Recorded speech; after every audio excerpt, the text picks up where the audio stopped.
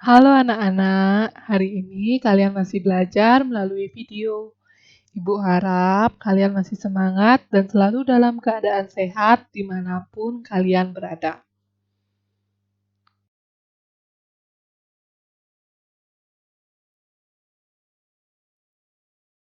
Kita masih belajar di tema 2, menyayangi tumbuhan dan hewan. Hari ini kita masuk di subtema 2, manfaat hewan bagi kehidupan manusia. Nah, kita ada di pembelajaran 1. Hal yang akan kita pelajari di pembelajaran 1 ada 3. Yang pertama, dongeng ayam jago baru. Yang kedua, pertukaran pada perkalian. Dan yang ketiga, gerakan ayam. Apakah kalian masih ingat apa itu dongeng? Ya, dongeng adalah cerita yang tidak benar-benar terjadi.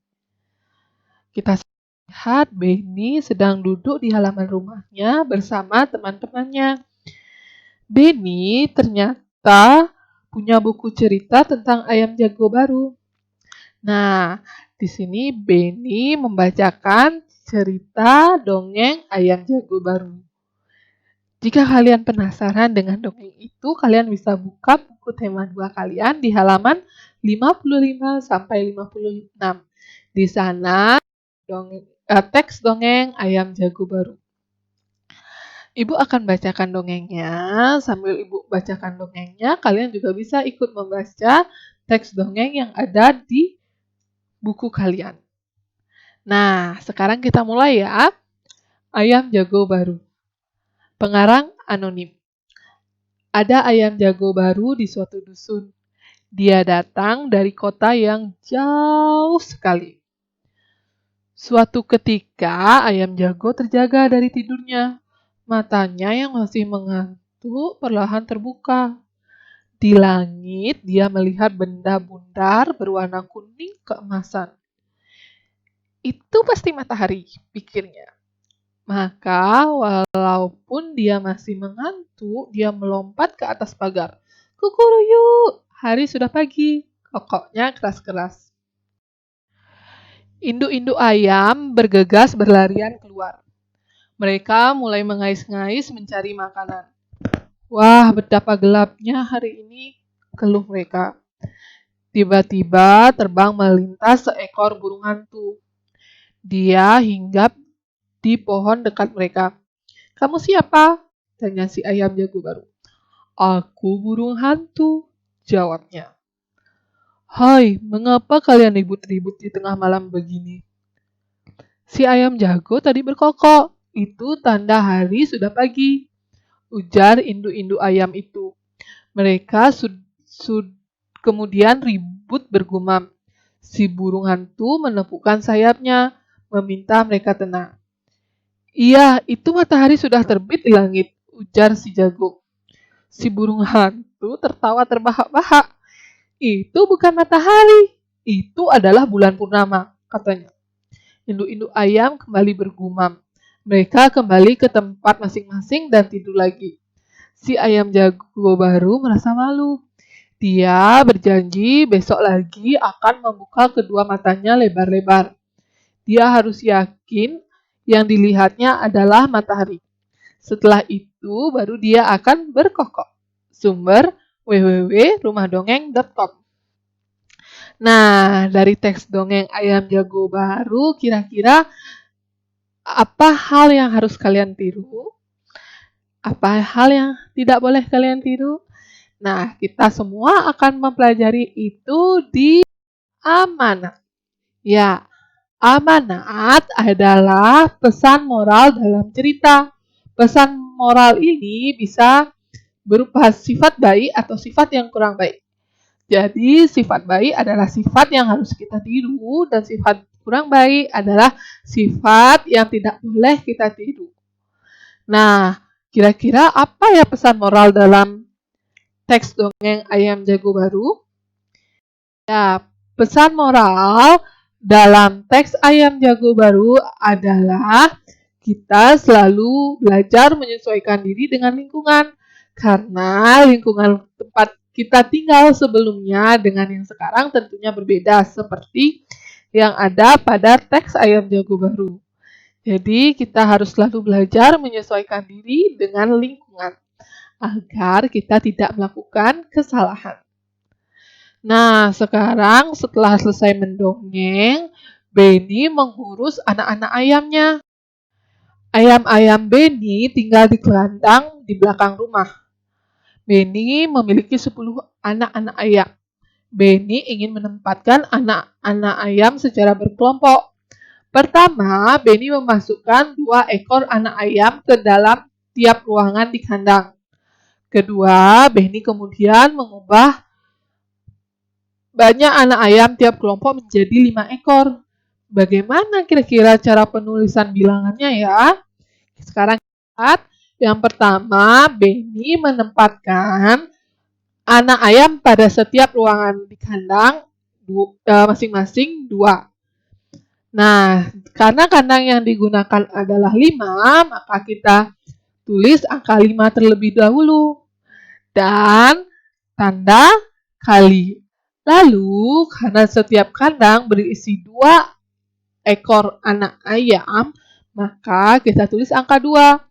Sehingga penulisan lambang bilangan menjadi 5 kali 2. 5 dikali 2 sama dengan 10. Nah, pada pengelompokan kedua, Benny memasukkan setiap kandang berisi 5 anak ayam. Nah, setelah dimasukkan ternyata cukup 2 kandang penuh. Nah, jadi penulisan lambang bilangannya menjadi 2 yang ditulis terlebih dahulu. Karena yang digunakan adalah 2 kandang. Lalu kita tulis tanda kali dan jumlah anak ayam di masing-masing kandang. Karena di masing-masing kandang ada 5 anak ayam, maka ditulis 5. Sehingga penulisan lambang bilangan menjadi 2 dikali 5. 2 dikali 5 sama dengan 10. Nah, karena 5 dikali 2 dan 2 dikali 5 sama dengan 10 memiliki hasil yang sama. Jadi, 5 dikali 2 sama dengan 2 dikali 5. Kalian masih ingat ini sifat apa? Ya, ini adalah sifat komutatif, yaitu sifat pertukaran tempat. Nah, setelah Benny mendongeng untuk teman-temannya dan membereskan anak-anak ayamnya, sekarang Benny mengajak teman-temannya untuk menari mengikuti gerakan ayam, mengepakkan sayapnya. Kira-kira kalian masih ingat nggak apa itu menari ya? Ya, menari berasal dari kata tari. Tari adalah gerak tubuh berirama diiringi musik yang dilakukan di tempat dan waktu tertentu dengan tujuan tertentu. Unsur utama dalam tari, yang pertama ada gerak, yang kedua rasa atau penghayatan, yang ketiga irama musik. Nah, sedangkan unsur pendukung dalam tari, yang pertama ada tata rias, yang kedua kostum, yang ketiga pola panggung dan dekorasi, yang keempat properti, dan yang kelima pola lantai. Nah, gerak merupakan unsur utama dalam tari. Berikut ini jenis-jenis gerak dalam tarian berdasarkan tenaga yang dikeluarkan. Yang pertama ada gerak tari kuat. Gerak tari kuat membutuhkan banyak tenaga. Yang kedua ada gerak tari lemah. Gerak tari lemah membutuhkan sedikit tenaga. Selain jenis gerak dalam tarian berdasarkan tenaga yang dikeluarkan, ada juga jenis gerak dalam tarian yang dihitung berdasarkan cepat atau lambatnya suatu tarian. Kalian mau lihat? Kalian bisa melihat pada berikut. Nah, ini adalah contoh gerak tari dengan waktu lambat ketika Benny mengajari teman-temannya untuk menari. Kita lihat posisi tangan di samping siku, di samping pinggang kalian ke atas, di atas leher kalian membentuk segitiga. Ini dilakukan pada hitungan 1 dan 2. Selanjutnya, pada hitungan 3 dan 4, kalian merentangkan tangan kalian dengan menekuknya ke depan, seperti yang terlihat pada gambar. Nah, gerakan ini memerlukan waktu selama 4 hitungan. Jika kalian ingin mengulanginya, boleh saja. Nah, sedangkan gerak tari dengan waktu sedang kita lihat, pada hitungan pertama, posisi tangan menekuk di samping pinggang dan ujung-ujung tangan di bawah leher. Nah, seperti yang kalian lihat pada gambar. Selanjutnya, pada hitungan kedua, tangan terlentang di depan dada. Jadi, gerak tari dengan waktu sedang memerlukan waktu selama 2 hitungan.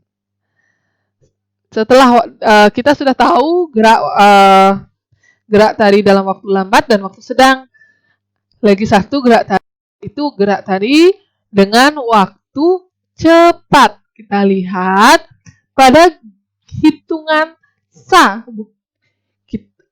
tangan tetap berada di samping pinggang dan di bawah ujung-ujung jari tangan di bawah leher. Kita lihat seperti yang ada pada gambar. Lalu dalam hitungan 2 kita lihat tangan terlentang di depan dada. Nah, gerakan ini memerlukan waktu selama 1 hitungan. Jadi dalam 1 hitungan, gerakan sa tangan menekuk di samping pinggang dan di bawah leher. Lalu pada hitungan 2, kita menekuk tangan di depan dada. Jadi gerakan tari dengan waktu cepat memerlukan waktu selama 1 hitungan. Kalian sudah menemukan kan perbedaannya antara gerak tari dengan waktu yang cepat, sedang, dan lambat. Ya, video ya Ibu pada pembelajaran 1 ini, Ibu harap kalian bisa mengerti dengan apa yang Ibu jelaskan. Terima kasih.